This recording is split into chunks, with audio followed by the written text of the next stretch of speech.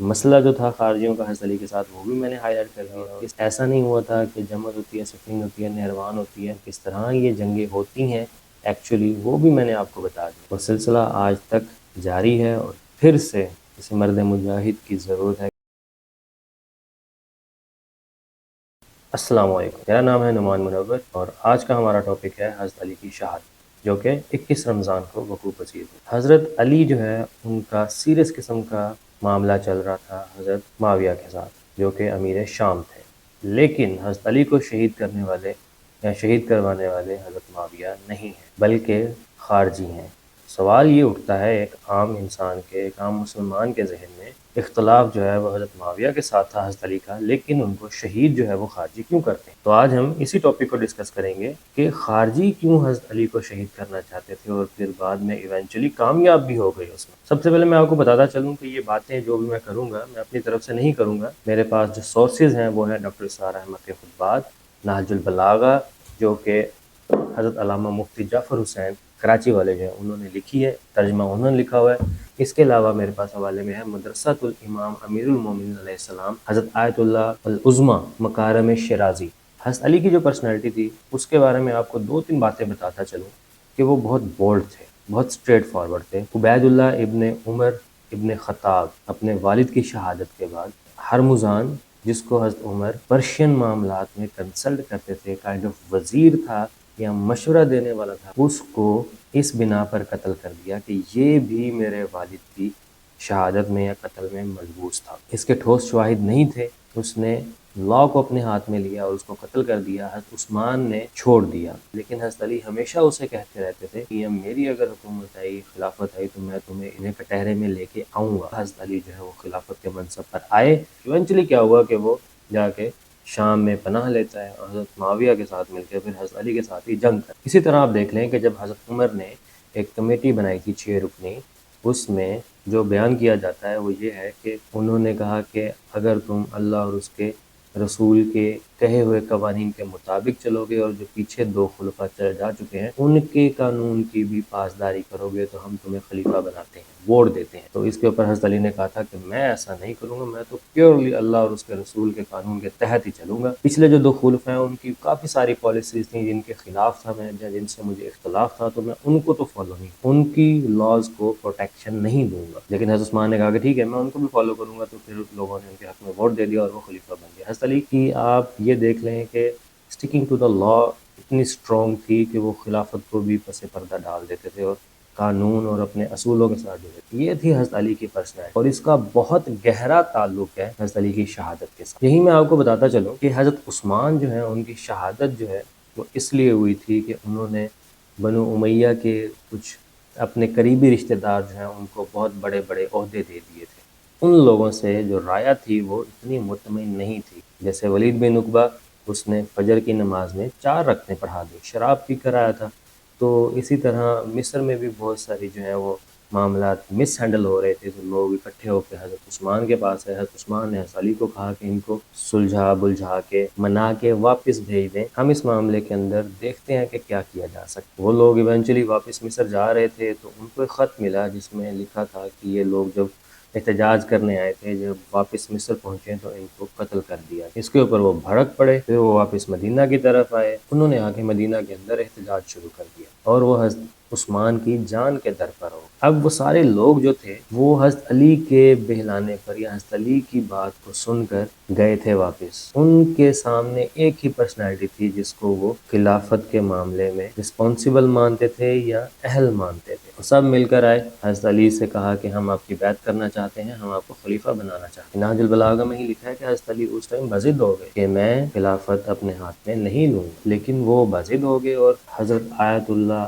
العظمیٰ مکارم الشیرازی جو ہیں یہ بھی لکھتے ہیں کہ انہوں نے حضرت علی کو کہا کہ پھر اگر آپ خلافت کا منصب نہیں اٹھائیں گے، اگر آپ خلیفہ نہیں بنیں گے تو ہم مدینہ کے اندر خون کی ندیاں بہا دیں گے۔ اس کے اوپر حضرت علی جو ہے وہ لاچار ہو گئے، خلافت کا منصب اٹھا لیا۔ اب انہوں نے کیا کہا کہ بالکل اسی طریقے پر پھر میری بھی بیعت ہو، جیسے پچھلے خلفاء کی بیعت ہوئی تھی کہ مسجد نبوی کے اندر سارے لوگ آئیں، مدینہ کے انصار، مہاجرین اور جو بھی مدینہ میں موجود ہیں وہ میری بیعت کریں۔ حضرت علی کی بیعت ہوئی۔ اب اس کے اوپر دو گروہ تھے جو متنفر ہو گئے۔ ایک حضرت معاویہ امیر شام جو کہ کہتے تھے کہ میں خلافت کی جب بیعت دی جا رہی تھی تب موجود نہیں تھا، تو میرے اوپر یہ پابندی نہیں ہے کہ میں آپ کی خلافت کے لیے آپ کے ہاتھ پر بیعت کروں۔ دوسرا گروہ تھا حضرت زبیر اور حضرت طلحہ کا۔ یہ مصنف ابن ابی شیبہ میں لکھا ہوا ہے کہ وہ کہتے تھے کہ ہم سے تلوار کے زور پر بیعت لی۔ پھر خطبہ نمبر 171 ہے جس میں حضرت علی یہ کہتے ہوئے نظر آتے ہیں کہ میں دو شخصوں سے ضرور جنگ کروں گا،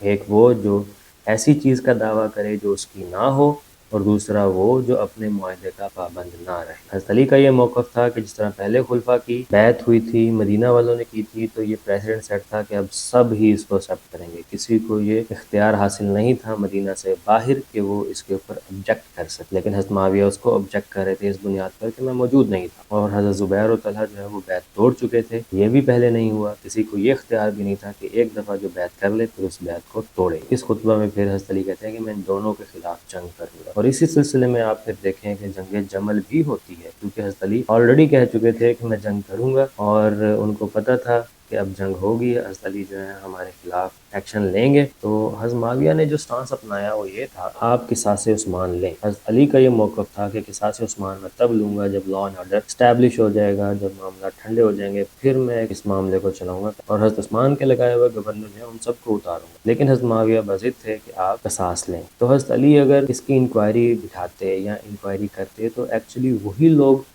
حضرت علی کے بھی خلاف ہو جاتے جنہوں نے حضرت عثمان کو شہید کیا تھا اور بعد میں حضرت علی کو خلیفہ چنا تھا۔ تو حضرت علی اس قسم کا معاملہ ابھی کرنا نہیں چاہتے تھے، وہ چیزوں کو کنٹرول کر کے پھر اس معاملے کی طرف آنا چاہتے تھے، لیکن حضرت معاویہ جو تھے وہ بضد تھے۔ تو خطبہ نمبر 121 میں لکھا ہوا ہے کہ ایسا کوئی ان کا ارادہ نہیں تھا کہ قصاص عثمان لیتے۔ بعد میں بھی جب ان کے پاس خلافت آئی تو انہوں نے کبھی اس معاملے کا ذکر نہیں کیا۔ جنگ صفین ہوتی ہے شروع، حضرت علی اس سے پہلے حضرت معاویہ کو خط بھیجتے ہیں یا لکھ کے بھیجتے ہیں کہ تم جو ہو قرآن کے خلاف جا رہے ہو۔ قرآن میں جس طرح ذکر ہے کہ یا ایھا الذین آمنوا اطیعوا اللہ واطیعوا الرسول واولی الامر منکم، اطاعت کرو اللہ کی، اس کے رسول کی، اور ان لوگوں کی جو تم میں صاحب امر ہے، اور مدینہ کے اندر جو بیعت ہوئی ہے اس کے مطابق میں صاحب امر ہوں، میں تمہارا خلیفہ ہوں، میری اطاعت تم پر لازم ہے، اور اگر تم میرے خلاف بغاوت کرتے ہو تو تم ایکچولی قرآن کے خلاف بغاوت کرتے۔ لیکن حضرت معاویہ اس کو نہیں مانتے، قرآن جو ہے وہ نیزوں پر اٹھا لیا جاتا ہے۔ اب حضرت علی کی فوج میں جو لوگ تھے ان میں سے دو گروہ ایسے ہیں جو کہتے ہیں کہ قرآن جو ہے ہم اس سے نہیں لڑ سکتے۔ حضرت علی ان کو سمجھاتے ہیں کہ میں بھی قرآن کے لیے ہی لڑ رہا ہوں، میں ہی تو قرآن کا حکم ہوں، تم اس کتاب جو ہے اس کے خلاف بغاوت نہیں کر سکتے، اس کی روح جو کہ میں ہوں اس کے خلاف بغاوت کر سکتے ہو۔ خیر ان کو سمجھ نہیں آئی بات، انہوں نے کہا کہ ہم آپ کو قتل کر دیں گے، ہم آپ کو شہید کر دیں گے اگر آپ نے جنگ بندی نہ۔ خیر حضرت علی کو اور ملک اشتر کو پھر پیغام بھیجنا پڑا کہ جنگ کر دی جائے۔ دونوں فوجیں بیٹھتی ہیں اور یہ معاملہ طے ہوتا ہے کہ نیگوسیشن ہوگی اور قرآن و سنت کے مطابق معاملہ طے ہوگا، کیونکہ ہم نے قرآن کو نیزوں پہ اٹھایا تھا تو اسی کے مطابق فیصلہ ہو۔ پھر یہ معاملہ طے ہوتا ہے کہ دو ثالث مقرر کیے جائیں، ایک حضرت علی کی طرف سے اور ایک حضرت معاویہ کی طرف سے۔ اب جب یہ معاملہ طے ہو جاتا ہے کہ دو ثالث مقرر کیے جائیں گے تو خارجی جو ہیں ان کو اپنی غلطی کا اعتراف ہو جاتا ہے۔ وہ کیا انٹرپریٹیشن کرتے ہیں کہ ثالث تو اللہ کی ذات ہے، جب قرآن کو ہم نے ثالث بنایا تو پھر قرآن کی کتاب کے مطابق ہی فیصلہ ہوگا، نہ کہ دو لوگوں کو ہم آربیٹریٹر مقرر کر ان کی رائے لی جائے کہ وہ کیا فیصلہ کرتے ہیں، یہ تو سرن خلاف قرآن ہے۔ تو وہ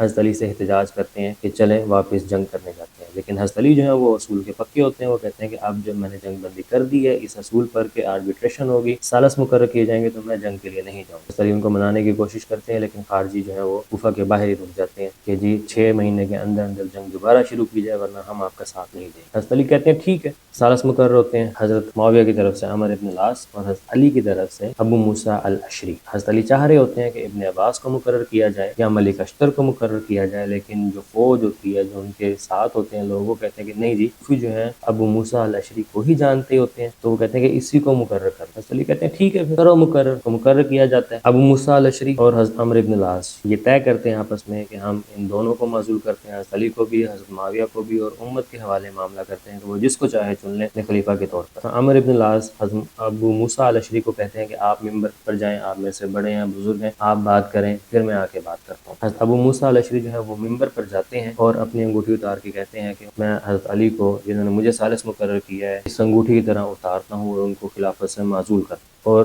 حضرت امیر معاویہ کو بھی عمر ابن العاص جو ہے وہ معزول کرے گا اور وہ معاملہ امت کے حوالے کرے گا۔ پھر وہ اتر آتے ہیں اسٹیج سے، عمر ابن العاص اوپر چڑھتے ہیں ممبر کے، انگوٹھی کو اٹھا کے پہن لیتے ہیں۔ وہ کہتے ہیں کہ جیسا ابو موسیٰ الاشعری نے کہا میں اس سے 100% متفق ہوں، حضرت علی کو معزول کر دیا گیا ہے، لیکن جس طرح میں نے یہ انگوٹھی اٹھا کے پہنی ہے اسی طرح میں معاویہ کو امیر المومنین مقرر کرتا ہوں۔ حضرت علی تک جب یہ بات پہنچتی ہے تو وہ اسے خلاف قانون فیصلہ قرار دیتے ہیں اور کہتے ہیں کہ ابو موسیٰ الاشعری نے تو مجھے خلیفہ مقرر نہیں کیا تھا، مجھے تو مدینہ والا نے مقرر کیا تھا، تو وہ کون ہوتا ہے جو خلیفہ سے معزول کرنے والا؟ نہ اس کو میں نے اختیار دیا تھا، میں نے تو اس کو قرآن و سنت کے مطابق فیصلہ کرنے کو کہا۔ اور فوج کی تشکیل کرتے ہیں جنگ کے لیے کہ اب دوبارہ جنگ ہوگی امیر معاویہ کے ساتھ، اور کوفے سے باہر نکلتے ہیں، خارجیوں کے پاس جاتے ہیں اور انہیں کہتے ہیں کہ چلو جنگ کے لیے چلو۔ تو خارجیوں کا اب نیا مدعا ہوتا ہے، وہ کہتے ہیں کہ ہم آپ کے ساتھ جنگ پہ نہیں چلیں گے جب تک آپ اس چیز کا اقرار نہیں کریں گے کہ آپ سے بھی غلطی ہوئی ہے، آپ سے بھی گناہ ہوا ہے، اور آپ اللہ کے حضور اس کی معافی مانگیں گے یہ ثالث مقرر کر کے۔ تو حضرت علی اس کے اوپر پھر اپنے اصول پر کھڑے ہوتے ہیں کہ نہ میں نے کبھی تمہیں یہ کہا تھا کہ ثالث مقرر کرو، نہ میں آربیٹریشن کے لیے آمادہ ہوا تھا، تم ہی لوگوں نے کہا تھا کہ قرآن نیزوں پر اٹھا لیا گیا ہے، سب کچھ تم خود ہی کرتے پھرتے تھے، اور اب تم خود ہی کہہ رہے ہو کہ میں نے یہ سب کچھ کیا اور میں اس کی معافی مانگوں،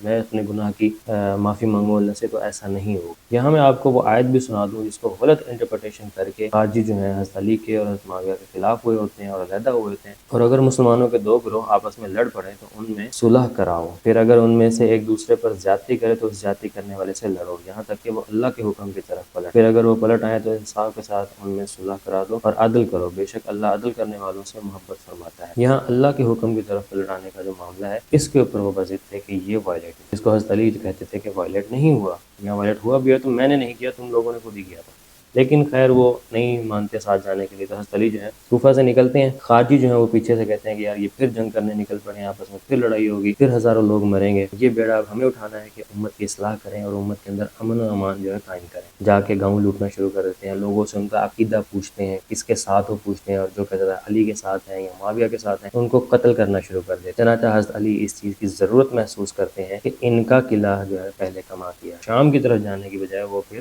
باغی جو خارجی ہوتے ہیں ان کی طرف پھر آتے ہیں، جو کہ ایک نہر ہے نہروان کی جس کے ارد گرد جمع ہوئے ہوتے ہیں۔ تو حضرت علی آتے ہیں، ان سے لڑائی کرتے ہیں، ان کو شکست دیتے ہیں، اور پھر اس کے بعد جو ہے اپنی فوج کو کہتے ہیں کہ چلو اب شام کی طرف چلیں۔ تو فوج جو ہوتی ہے وہ بھی عراقیوں کے اوپر ہوتی ہے، وہ والے مسلمان نہیں ہوتے جو مکہ اور مدینہ میں تھے نبی پاک کے ساتھ کے، تو وہ کہتے ہیں کہ جی ہم تھک چکے ہیں، ہمیں گھر جانے دیا جائے پھر ہم چلیں گے۔ تو حضرت علی ٹھیک کہتے ہیں، ٹھیک ہے، مجبور ہو جاتے ہیں، واپس کوفہ کی طرف چلتے ہیں۔ کوفہ کے باہر ایک مقام نخیلہ اس کے اوپر پڑاؤ ڈالتے ہیں، لیکن جیسے جیسے دن گزرتے جاتے ہیں حضرت علی دیکھتے ہیں کہ ان کی فوج جو ہے وہ کم ہوتی جا رہی ہے۔ ایونچولی حضرت علی اپنے کچھ لوگوں کے ساتھ اکیلے رہ جاتے ہیں اس میدان میں، باقی سب لوگ جو ہے وہ چھوڑ چھاڑ کے جا چکے ہوتے ہیں اور لڑنا نہیں چاہ رہے۔ خارجی جو ہیں وہ کہتے ہیں کہ کیوں نہ ان تینوں کو ختم کیا جائے تاکہ امن و امان کی صورتحال قائم ہو۔ تین لوگ جو ہیں وہ کھڑے ہوتے ہیں کہ اور ذمہ لیتے ہیں۔ حضرت معاویہ کو جو قتل کرنے کا ارادہ کرتا ہے وہ کرتا ہے البرق ابن عبداللہ، اور وہ جو حضرت عمر ابن العاص کو قتل کرنے کا بیڑا اٹھاتا ہے وہ ہے عمر ابن البکر، اور حضرت علی کو مولا علی کو جو شہید کرنے کا بیڑا اٹھاتا ہے وہ ہے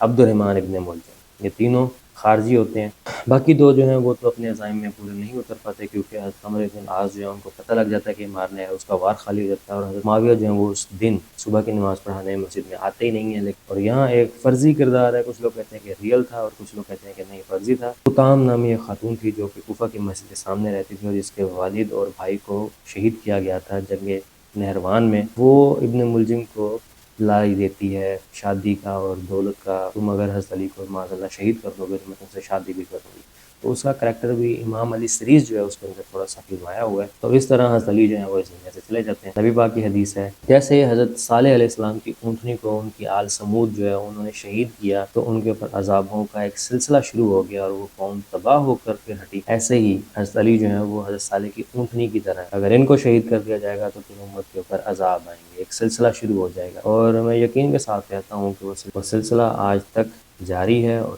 پھر سے کسی مرد مجاہد کی ضرورت ہے۔ تو میرے خیال میں اب آپ کو سمجھ آ گئی ہوگی کہ ایونٹس ہوئے کس طرح تھے۔ ایسا نہیں ہوا تھا کہ جمع ہوتی ہے، سفین ہوتی ہے، نہروان ہوتی ہے اور پھر جو ہے حضرت علی کو شہید کر دیا جاتا ہے۔ مسئلہ جو تھا خارجیوں کا حضرت علی کے ساتھ وہ بھی میں نے ہائی لائٹ کر دیا، اور کس طرح یہ چیزیں کنسٹرکٹ ہوتی ہیں اور کس طرح یہ جنگیں ہوتی ہیں ایکچولی وہ بھی میں نے آپ کو بتایا۔ تو امید ہے اب آپ کا جو ویژن ہے، جو آپ کے جو شکوک و شبہات ہیں، تھوڑے بہت جو کوشچن تھے وہ اس ویڈیو سے کچھ نہ کچھ حل ہو گئے ہوں گے۔ لیکن اگر آپ کہتے ہیں یا چاہتے ہیں کہ اس سے ہٹ کے بھی کوئی ایک سٹوری تھی یا نریشن ہے